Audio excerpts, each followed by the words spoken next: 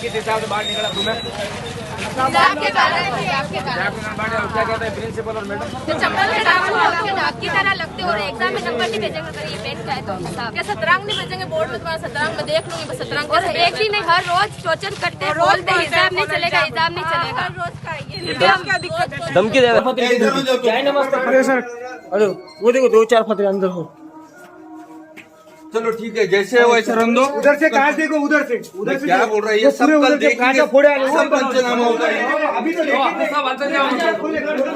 अस्सलामुअलैकुम दोस्तों, महाराष्ट्र में आए दिन मुसलमानों के ऊपर अटैक करने की खबरें आती जा रही है। जब से मीरा रोड के ऊपर झगड़े हुए हैं तब से मुसलमानों के ऊपर अटैक करने की खबरें बढ़ती जा रही है।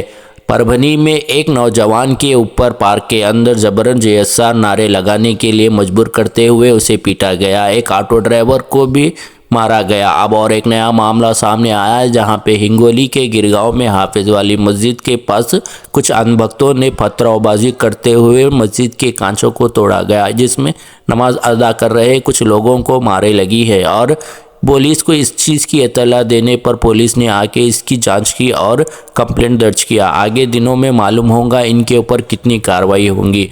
आइए देखें क्या हुआ। आप अपने आप मैं देख लेता। अंदर फतरे क्या है? नमस्ते सर। अरे वो देखो 2-4 फतरे अंदर हो। चलो ठीक है, जैसे हो वैसे रन दो। उधर से कहा देखो, उधर से क्या बोल रहा है ये? सब कल देखेंगे, सब पंचनामा होगा। अभी तो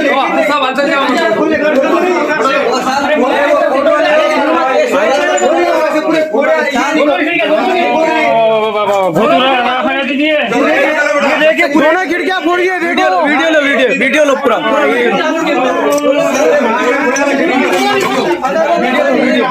वीडियो बना। तो जब से राजस्थान में बीजेपी सरकार आई है मुसलमानों के ऊपर जुल्म बढ़ता जा रहा है। नया वाक़या सामने आया है जहां स्कूल की बच्चियों को हिजाब पहनकर आने पर उन्हें स्कूल से बाहर निकाल दिया गया और उन्हें ये भी कहा गया कि अगर तुम हिजाब पहनकर आओगी तो बोर्ड क्लास में तुम्हें नंबर नहीं भेजेंगे। और ये भी कहा गया कि तुम चंबल डाकू जैसी लगती है। ये वाक़या है जोधपुर पीपल शहर का। आइए बच्चियों ने क्या कहा सुनिए। किस हिसाब से बाहर निकला तुम्हें? आपके कारण क्या कहते हैं प्रिंसिपल और मैडम? चप्पल के दाग की तरह लगते और एग्जाम में नंबर नहीं भेजेंगे अगर ये पेन का है तो क्या शतरंज नहीं भेजेंगे बोर्ड में? तुम्हारा शतरंज में देख लूंगी, बस शतरंज और एक दिन नहीं, हर रोज टॉर्चर करते हैं, बोलते हैं हिसाब नहीं चलेगा, हिसाब नहीं चलेगा, हर रोज का ये क्या दिक्कत है? धमकी दे रहा है। धमकी भी देते हैं कि नंबर नहीं भेजेंगे अब तो। नंबर की धमकी दे रहा है आपको? नंबर की धमकी कौन दे रहा है? हमारी क्लास टीचर है, मैम का नाम प्रियंका मैम दे रही है। और अभी ये चंबल का डाकू किसने कहा? की वजह से क्लास टीचर्स एक से लेके राज्य सरकार द्वारा आदेश आए हुआ अभी मामला चल रहा है। तो राज्य सरकार द्वारा आदेश है, हमने मास्क लगाया है, ये हिजाब नहीं है। हिजाब किसे बोलते हैं उन्हें पता है? बोल दे हमने अभी तुम हल्द्वानी दंगों की जगह पर जांच करने पहुंची फैक्ट फाइंडिंग कमेटी ने ये बताया कि वहां की आवाम डेमोलिशन के खिलाफ नहीं थी, बल्कि उनका कहना था कि कुरान और इस्लामिक बुक को बाहर निकाल दे जब तक इनको परमिशन नहीं दी। और वहां पे मुसलमान ख़वातीन के साथ बहुत बड़ा गलत सलूक किया जा रहा है। उन्हें घर के अंदर कैद किया गया है और इन्वेस्टिगेशन के नाम पर उन्हें टॉर्चर किया जा रहा है। अब तक 5000 लोगों के ऊपर केस बुक कर दिए। आइए ये कमेटी ने क्या बताया है इनके बारे में सुनिए। तरह का डीएम का पूरा व्यवहार है, जिस तरह की लैंग्वेज वो यूज कर रही हैं वो बहुत एक तरफा है, कंप्लीटली पार्टीजन है। प्रशासन को कभी ये इजाजत नहीं है कि वो किसी पूरी कम्युनिटी को पेंट कर दे कि वो हिंसा में शामिल है, और ये झूठ भी है।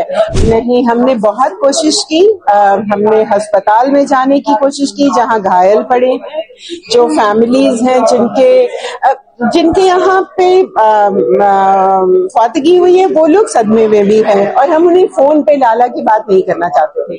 उन्हें बाहर निकलने की इजाजत नहीं, हमें अंदर जाने की इजाजत नहीं। 27 लोग ऑफिशियली पकड़े गए हैं, पर हमें ऐसा पता चला है जो अंदर लोग थे जिन्होंने फोन से हमारे साथ बात की, डिटेंशन में बहुत लोग हैं और इंटेरोगेशन के लिए रोज ले जाए जाते हैं, जिनमें महिलाएं भी शामिल हैं, ऐसा हमें बताया। ये भी नहीं कि स्कूल, उन्होंने ऐसा कहा गया कि एक स्कूल के आसपास बिल्डिंग्स हैं जिन्हें अस्थायी डिटेंशन सेंटर बनाया गया, जहां पे जो ये लोग हैं ले जाए जाते हैं, उनसे पूछताछ की जाती है, उनसे हिंसा भी की जाती है, ऐसा लोगों ने हमें बताया। देखिए, नेशनल मीडिया तो उस दिन भी, ये बहुत ही हैरानी की बात है कि जब बुलडोजर लेके प्रशासन वहां पहुंचा है तो कुछ मीडिया को अपने साथ लेकर गए थे, और वो मीडिया इस तरह से कमेंट्री की तरह, जैसे क्रिकेट कमेंट्री की तरह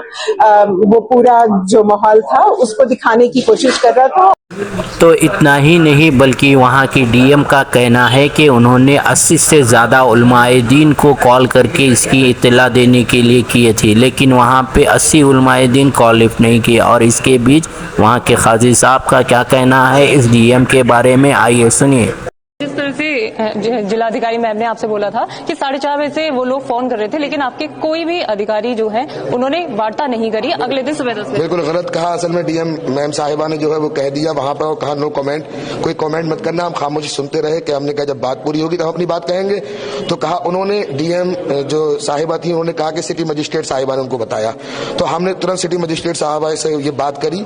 शायद आप लोग भी देख रहे थे कि हमने उनसे कहा कि आपने जो है डीएम साहिबा ने काजी शहर का नाम लिया, मैं काजी शहर हूँ, एक लम्हे के लिए भी मेरा मोबाइल स्विच ऑफ हुआ हो तो आप दिखा दें ना, इनका ना हम लोग और भी लोगों का, सबने कहा, मैंने कहा एक लम्हे के लिए भी मेरा मोबाइल स्विच ऑफ नहीं हुआ। वो बात झूठी है, आप साबित कर दीजिए, प्रूफ दिखा दीजिए। जिस तरह से वहाँ पर जिस तरह से माहौल बना था, तो कहीं ना कहीं आपकी भूमिका नहीं थी कि आप वहाँ पे अनाउंस कराएं। मुझे इल्म ही नहीं था, अच्छा, मुझे मालूमात ही नहीं थी। मैं जामा मस्जिद में, मुझे तकरीबन 6 बजे के आसपास मालूम चला है। उसके बाद आप लोगों की ओर से, उसके बाद हम मस्जिद में कैद हो गए। आप कैद हो गए? हम मस्जिद में कैद हो गए। हमारा जो इलाका है बाजार में है, वहाँ कोई बस्ती नहीं है, जैसे थोड़े इक्का दुक्का लोग रहते हैं और वो बस्ती दूर है, और किसी भी इमाम को जो है कोई भी खबर नहीं पहुंची। जैसा मुझे सब लोग बता रहे हैं, हमारा स्टाफ पूरा यहाँ मौजूद है, किसी को कोई इत्तला बता रहे हैं जैसे लोग की इत्तला नहीं मिली। और मैंने तो साफ कहा, डीएम साहिबा से कहा, उन्होंने बात नहीं सुनी, आगे निकल गई वो, कि अगर मेरा मोबाइल एक लम्हे के लिए भी स्विच ऑफ हुआ होता आप प्रूफ कर दें, दिखा दें। सारी रात, चूंकि मैं एक अजीम ओहदे पे हूँ शहर में, शहर काजी हूँ, तो मेरे पास शहर भर से फोन आ रहे थे, कॉल आ रही थी, मैं सोया भी नहीं हूँ, तकरीबन बहुत देर से कहीं जाके मुझे नींद आई है, थोड़ा बहुत जो सोया हूँ।